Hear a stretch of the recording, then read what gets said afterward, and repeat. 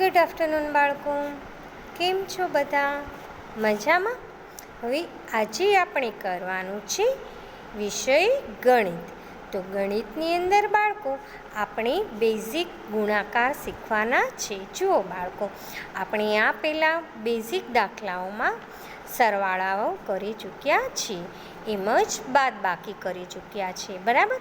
તેમજ આપણે ઘડિયાઓ પણ શીખી ગયા છીએ. ત્યારબાદ બે ઘડિયાની મદદથી આપણે ત્રીજો ઘડિયો કેવી રીતના બને એ આપણે શીખી ગયા છીએ.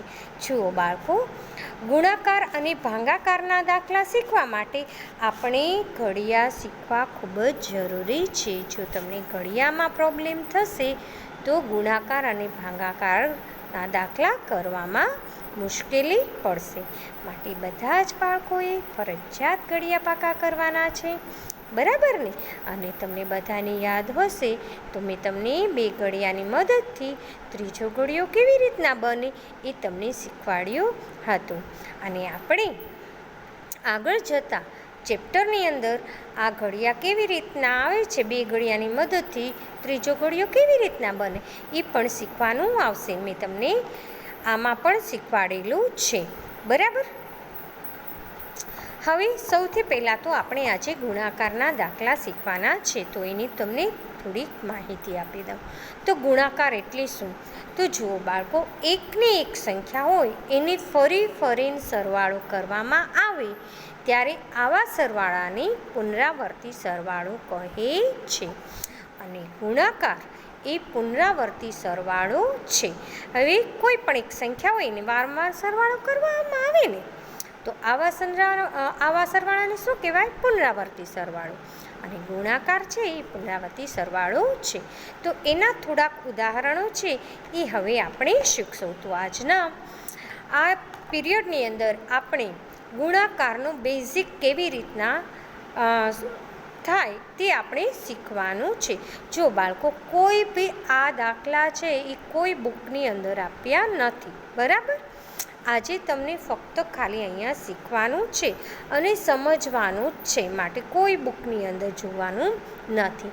ફક્ત તમારે એક નોટ લેવાની છે. નોટની અંદર આજે મેં જે કંઈ વિગત કરાવું ગુણાકારની એ તમારે પાકી કરવાની છે અને યાદ રાખવાની છે, બરાબર?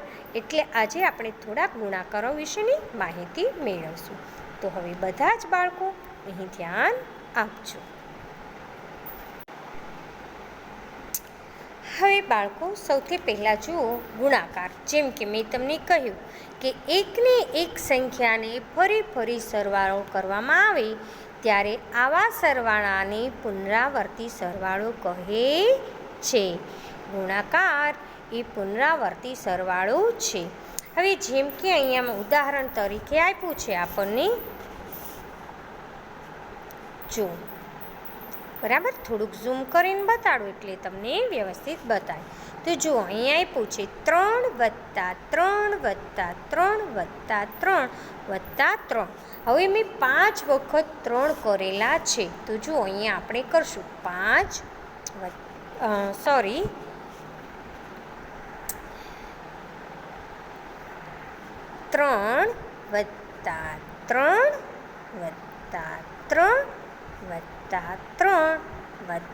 3. તો જુઓ બાળકો, અહીંયા મેં 5 વખત 3 છે એ કરેલા છે. હવે આનો આપણે સરવાળો કરવાનો છે.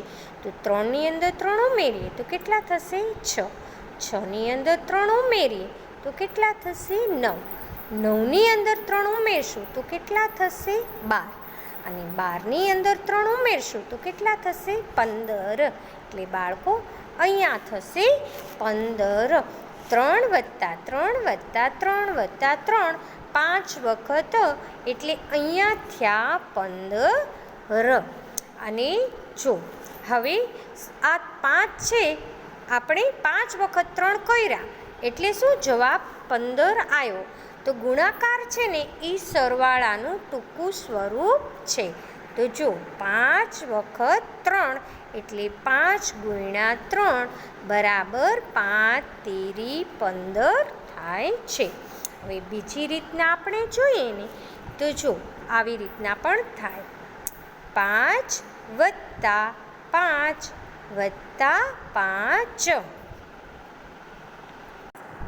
હવે આ 5નો 3 વખત આપણને સરવાળો કરવાનો છે. તો જો 5ની અંદર 5 ઉમેરીએ બાળકો તો કેટલા થશે?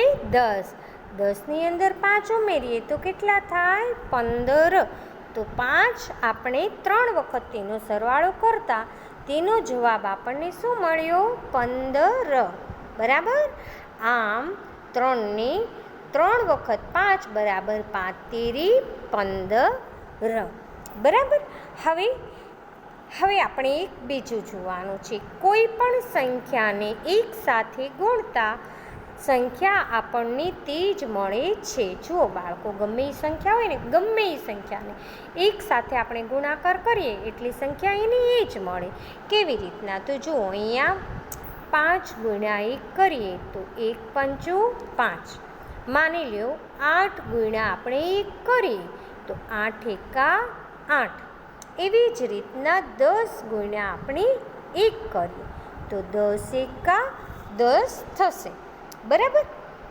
હવે ગમે એ સંખ્યા લઈ લો. માની લો કે અહીંયા છે આપણે 15 મૂકીએ. બરાબર. એને ગુણ્યા 1 કરીએ તો જો 1 પંચું 5, 1 એકું 1. કહેવાનો અર્થ છે કોઈ પણ સંખ્યાને એક સાથે ગુણતા તેની તે જ સંખ્યા આવે છે. બરાબર. હવે બીજી એક છે.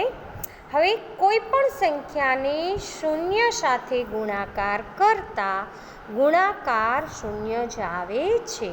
ગમે એ સંખ્યાને આપણે શૂન્ય સાથે ગુણીએ ને તો શૂન્ય જ આવે. જેમ કે આપણે અહીંયા શૂન્યને 4 વખત સરવાળો કરીએ તો જો 0 વત્તા 0 વત્તા 0 વત્તા 0. હવે આ બધાનો સરવાળો કરીએ તો શૂન્ય જ આવે. બરાબર. હવે એવી જ રીતના 2 ગુણ્યા 0 તો 0 ને 2 સાથે ગુણતા જવાબ શું આવશે? 0. હવે 5ને આપણે 0 સાથે ગુણીએ. બરાબર. તો જવાબ શું આવશે? 0.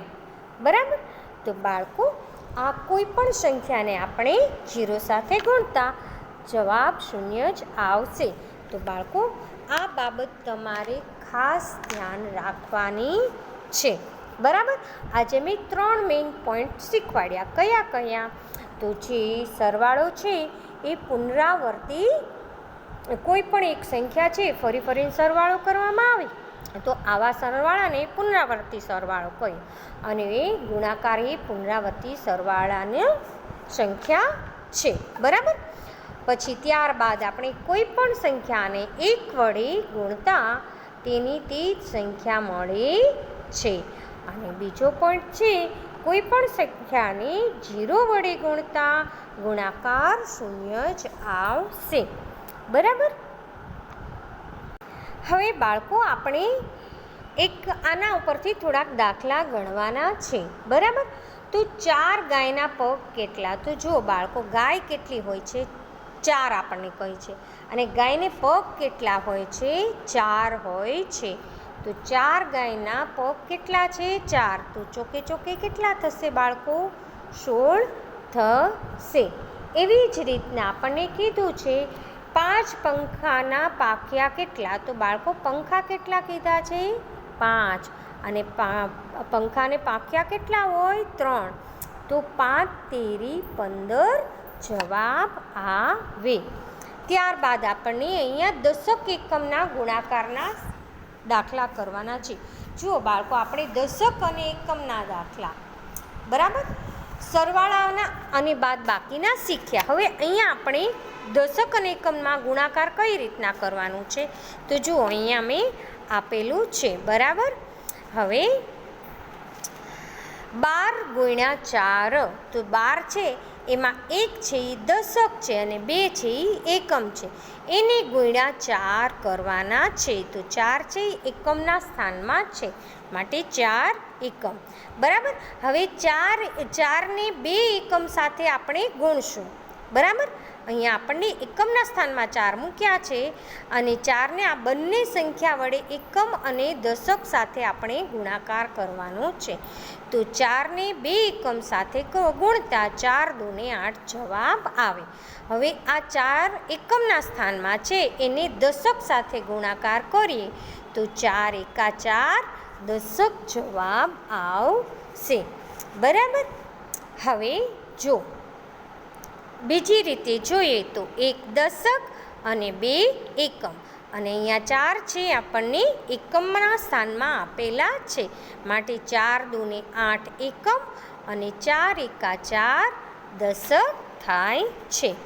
હવે એવી જ રીતના એકમના અંકનો ગુણાકાર, તો જો આપણે અહીંયા 2 એકમનો ગુણાકાર આ 4 સાથે કરેલો છે, તેથી 8 એકમ જવાબ આવ્યો. એટલે એકમના સ્થાનમાં આપણે 8 લખવાના છે. હવે દશકના સ્થાનનો ગુણાકાર, તો બાળકો અહીંયા આપણે 1 દશકનો ગુણાકાર છે એ 4 સાથે કર્યો, એટલે 4 દશક જવાબ આપ્યો. તેથી દશકના સ્થાનમાં આપણે 4 લખવાના છે. આમ 12 ચોક 48 જવાબ આવશે. બરાબર. જો બાળકો અહીંયા 48 આવ્યા, અહીંયા 48 થયા અને અહીંયા પણ 48 થયા. હવે આપણે આ દાખલો કરવાનો છે. તો જો 5 ગુણ્યા 4, તો 4 પંચા 20. 20નું મીંડું વધી આવી 2. હવે 5 દૂ 10, 10 ને 2 12. બરાબર.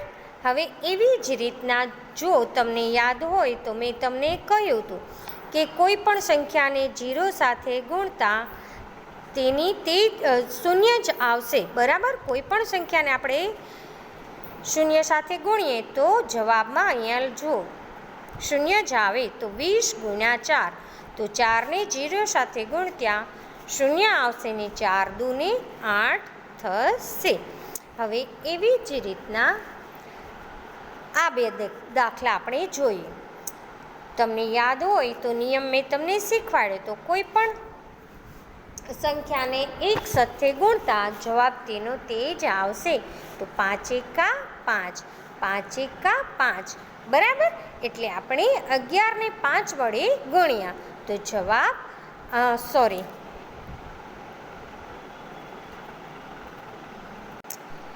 જવાબ 55 આવ્યા. હવે એવી જ રીતના 35 ગુણ્યા આપણે અહીંયા 3 કરશું. તો જો 3 પંચા 15, તો 15. 35 ગુણ્યા 3, તો 3 પંચા 15નું પાંચડું વધી આવી 1. 3 તેરી 9 અને 10, તો જવાબ આવ્યો 105. બરાબર બાળકો. તો જો આ થયા આપણા ગુણાકારના દાખલા.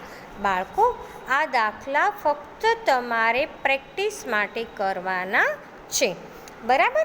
અને જો તમને કોઈ પ્રશ્ન હોય અને ન સમજાય તો ચોક્કસથી મને જાણ કરજો.